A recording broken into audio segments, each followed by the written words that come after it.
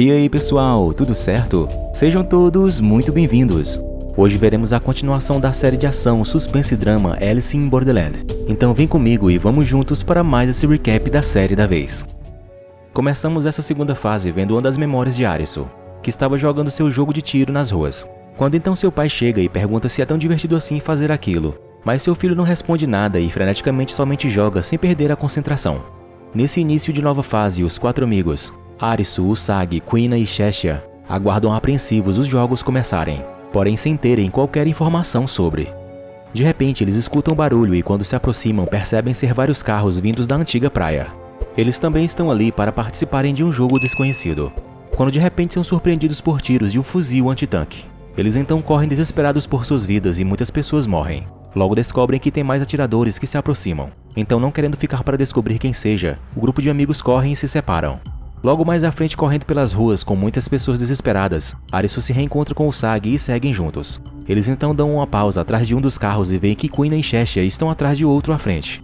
De repente eles ouvem um barulho e descobrem ser um grande dirigível trazendo a informação de que o jogo vale a carta Rei de Espadas. Arisu e Usagi tentam ajudar o jogador ainda vivo e veem um homem encapuzado se aproximando, que é o representante da carta do jogo. Eles saem da rua e infelizmente o rapaz que eles tentaram ajudar morre. Eles ficam encurralados atrás de um carro quando Anne e Tata veem em um outro carro para tirá-los dali. Porém, quando Shishi ia entrar, percebem a granada e rapidamente recua falando para eles seguirem sem ele mesmo. Então imediatamente o grupo sai antes da explosão, deixando assim Shishi para trás. Dentro do carro eles se questionam sobre os desafios do jogo, tendo o homem encapuzado como desafio físico. Também percebem que a cidade inteira é a arena do jogo. Usagi muda de assunto e pergunta quem deve ser Mira.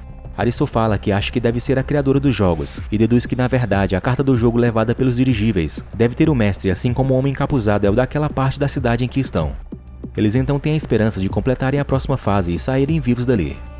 Enquanto isso, um carro com alguns outros amigos dentro seguem o carro de Arisu, mas não percebem o mestre daquele jogo chegando por trás deles. E tarde demais, eles não têm como escapar e são mortos. Em seguida, o mestre toma o controle do carro. Vendo ele se aproximar, o grupo de Arisu acha que é os outros jogadores, mas são surpreendidos pelo mestre que atira neles.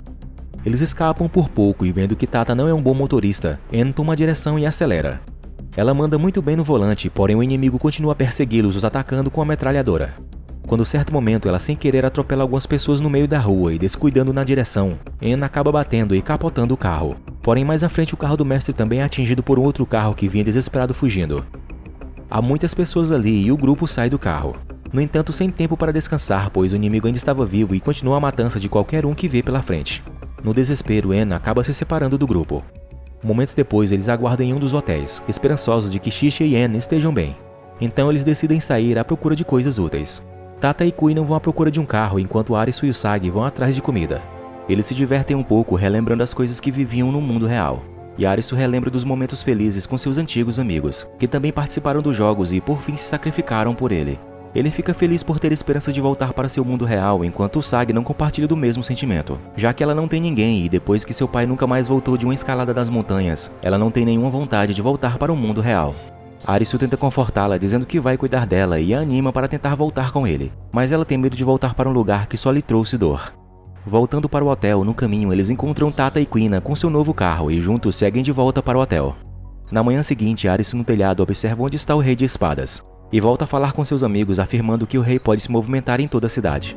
Então pensando um pouco, ele diz que podem escapar dele participando de um outro jogo. Arisu percebe que os mestres de cada jogo não interferem nos jogos dos outros, pois senão tudo seria descontrolado e acabaria com tudo.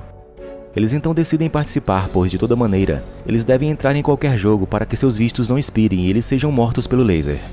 Arisu então diz o local que eles devem ir, um jogo de rei de paus que consiste de participação em equipe, então eles têm mais chances de vencerem. O grupo vai em direção ao local e chegando lá percebem que precisam de 5 pessoas e um dos braceletes já foram pegos. Quando de repente Niragi chega mostrando a todos ter sobrevivido, porém com marcas de queimadura pelo corpo, deixando o grupo assustado pois achavam que ele tinha morrido junto com a Gune. Eles não querem trabalhar com ele, porém ele já está usando um dos braceletes e não pode ser mais retirado até o fim do jogo. Depois que todos estão com seus braceletes, o portão de acesso é aberto e em seguida eles entram. Mais à frente eles chegam à arena cercada por containers e veem uma espécie de poste no centro. Logo a equipe do Rei de Paus entra. Seu líder então se aproxima, chamado Kilma, que se apresenta a todos de uma forma bem excêntrica, totalmente sem roupas. Ele então apresenta seu grupo, Chitara, Uta, Maki e Gogen. Arisu pergunta quem realmente eles são e Kyuma responde que eles são os verdadeiros cidadãos daquele país. Kyuma fala que eles vão jogar um novo jogo na qual Chitara quem o planejou, e a dificuldade é Rei de Paus. Em seguida, as informações são passadas. O tempo de prova é 2 horas e as regras consistem no seguinte: o time que tiver mais pontos ao final ganhará. Cada grupo recebe 10.000 pontos, que é dividido para cada membro, ficando a critério de cada equipe o quanto de pontos cada membro vai receber. Os componentes de cada equipe têm que tirar pontos do time adversário, tendo 2 formas para fazer isso: por batalha ou por base. E por todo local em que estão existem itens escondidos em contêineres que valem pontos. Batalha é quando o jogador chega e toca no outro do time oposto, sendo que o que tiver carregando mais pontos no bracelete ganhará mais 500 pontos que serão deduzidos do time adversário, podendo fazer isso uma vez por batalha, pois os 2 adversários ficam inativos por um tempo após a cada batalha.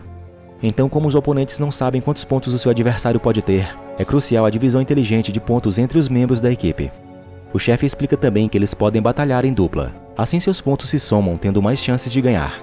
E quando eles juntos tocam em um oponente com menos pontos, eles ganham juntos e dividem. O modo itens é composto por locais em que há pontos como bônus, onde apertando o botão o participante ganhará alguns pontos, porém a dificuldade é encontrá-los.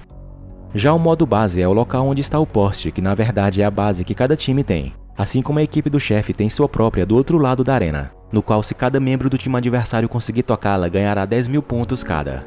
Ele explica também que enquanto jogadores ou um jogador só estiver tocando no poste de sua própria base, os pontos em seus braceletes serão infinitos.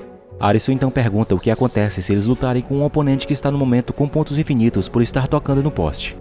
Kyuma chama ele e fala que na hora perderá 10.000 pontos, independentemente de quantos pontos o perdedor tenha no momento, sendo que se seu oponente chegar ao 0 significa morte certa com o laser perfurando sua cabeça. Um detalhe é que quando um oponente tem seus pontos transferidos por meio de batalha ou toque na base, ficarão fora de combate caso um outro participante do time adversário tocá-lo. Ambos levarão um forte choque elétrico através dos braceletes. Arisu então pergunta a Kyuma se eles voltariam para o mundo real se completassem todos os jogos, mas dando uma resposta fria, Kyuma diz que ali onde estão é que é o mundo real. Momentos depois, com eles refletindo como dividir os pontos, Arisu tem uma ideia para a divisão de forma inteligente, onde os mais rápidos terão menos pontos, pois esses podem escapar mais facilmente, porém sempre farão pares com os mais lentos que terão mais pontos. Já o que ficará na base terá o mínimo de pontos possível, que é 100, pois enquanto estiver tocando no poste, seus pontos serão infinitos. O Sagi junto com Niragi encontram o primeiro oponente, que em dúvida se ele ou seus 2 adversários têm mais pontos, sai correndo para evitar a batalha, pois os 2 de mãos dadas aumentam ainda mais as chances de vencê-lo. Arisu e Quina encontram um container onde havia pontos de bônus, então ela, que tem menos pontos, pega e aumenta suas chances. Quando eles saem, se deparam com Kyuma do lado de fora, que ouvia sua conversa.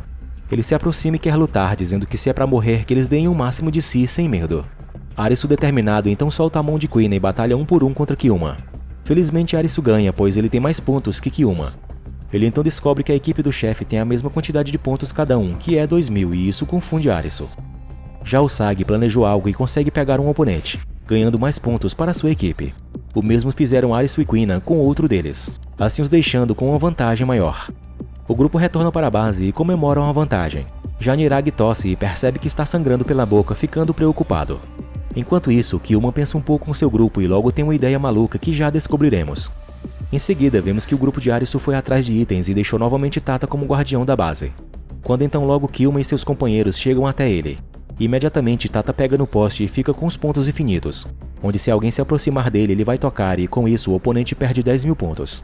Porém, como havia mais de um e ele não poderia tocar em todos ao mesmo tempo, essa jogada já é a vitória certa de pontos para o time de Kyuma. Então logo o chefe e os outros partem para cima de Tata no tudo ou nada, onde qualquer membro de sua equipe vai morrer. Sem escolhas, Tata então toca em um deles. Com isso os outros estão livres e conseguem tocar no poste ganhando 10.000 pontos cada um, fazendo assim eles virarem o jogo e saírem de 8.500 pontos para 38.500. Porém menos 10.000 pontos da pessoa que Tata tocou e ficam com 28.500, fazendo então a equipe de Arisu sair de 14.500 para 24.500 agora. Porém ainda assim a equipe de Arisu foi ultrapassada. Já Chitara se despede e logo é morto por um laser atravessando sua cabeça. Isso causa tristeza a seus amigos, que depois o levam de volta para a base. Depois disso tudo, Arisu percebe que Kyuma está disposto a arriscar a vida para que o jogo seja ganho por eles. Já Arisu tem sua estratégia mais conservadora: evitar confronto e procurar os outros botões de pontos bônus. Infelizmente isso é muito difícil, então o grupo vai esbarrando nos adversários e perdendo cada vez mais seus pontos. Arisu por fim encontra o botão, mas já tem alguém lá dentro esperando. Uta e Kyuma, que planejam algo. enquanto na base deles não tem ninguém como guardião. Kyuma então fala para Arisu que no jogo as pessoas arriscam a vida e as perde facilmente, mas que também dentro dele as pessoas se conhecem de verdade assim como realmente são. Ele se aproxima de Arisu e na batalha de pontos ganha, mas reafirma que tudo se trata de quem vai ganhar, pois os perdedores não têm mais futuro. De volta à base, Arisu pensa um pouco, pois agora só restam 30 minutos para o fim da prova, e eles estão perdendo com a diferença de 12.000 pontos. Raciocinando mais um pouco e vendo que está inativo devido a Kyuma ter o tocado por último e ele ainda não ter tocado em sua base para se reativar novamente, tem um plano com isso. Ele manda Tata ficar na base e aos outros convence para juntos invadirem a base de Kyuma, mesmo com grande risco, pois todos devem estar lá agora para protegerem a base. Ainda assim eles devem ir, pois se não fizerem isso de toda forma irão morrer quando o tempo acabar. O Sagi vai primeiro e chama a atenção de um deles para segui-la, então com um excesso de autoconfiança ele vai atrás dela. Momentos depois, Arisu e os outros chegam à base inimiga. Logo então Kyuma e seu grupo acionam os pontos infinitos. Enquanto isso, o Sagi continua a fuga dramática e pela sua vida, mas tudo dentro do plano de Arisu. Ela salta de uma grande distância para atravessar os containers e não ser tocada, já seu inimigo não tem a mesma sorte. Arisu e os demais partem para cima. Kuina consegue atrair um deles e fazê-lo soltar o poste, mas tenta não ser tocada por ele para não perder mais 500 pontos. Já Arisu arrisca logo tudo de cara para pegar no poste e assim ganhar 10.000 pontos, porém é pego por Kyuma, que o segura em seu braço. Arisu com isso deveria morrer, mas como ele estava inativo devido a não ter tocado de volta no poste de sua equipe depois que perdeu pontos para Kyuma, leva somente um choque junto com ele, conforme a regra. Niragi consegue atrapalhar a visão de Uta cuspindo sangue nela. Com isso ele consegue tocar no poste e ganhar 10.000 pontos para a equipe. Maki tenta alcançar seu poste de volta, mas Niragi sem querer esbarra nele, causando assim um choque nos dois, pois ele agora estava inativo por ter ganho os 10.000 pontos. Então, vendo a oportunidade de ganhar mais 10.000 pontos para a equipe, Kuina tenta correr e pegar no poste. Porém, Maki a derruba no último segundo, assim acabando a esperança deles de conseguirem ganhar os pontos e ainda perde 500 devido ao chute que levou dele. Kyuma diz que mesmo com um plano bom não tem mais jeito, pois os bônus que faltam serem encontrados ainda assim era pouco. Já de volta à sua base, Arisu e os outros se despedem desesperançosos, restando agora somente 15 minutos. Porém o Sagi ainda não desistiu e então vai procurar mais itens. Com todos sem esperança e já desistente de tudo, por muita sorte o Sagi consegue encontrar um bônus de 2.500 pontos, ficando agora somente com 500 pontos a menos que o time adversário. Vendo isso, Arisu fica empolgado e decide ir à base de Kyuma para tentar algo final. Enquanto isso, em um outro local, o Sagi encontra Niragi, que não está nada legal. Ele, sem esperança e não querendo ajudar mais ninguém, bate em Usagi e tenta dominá-la para se aproveitar dela.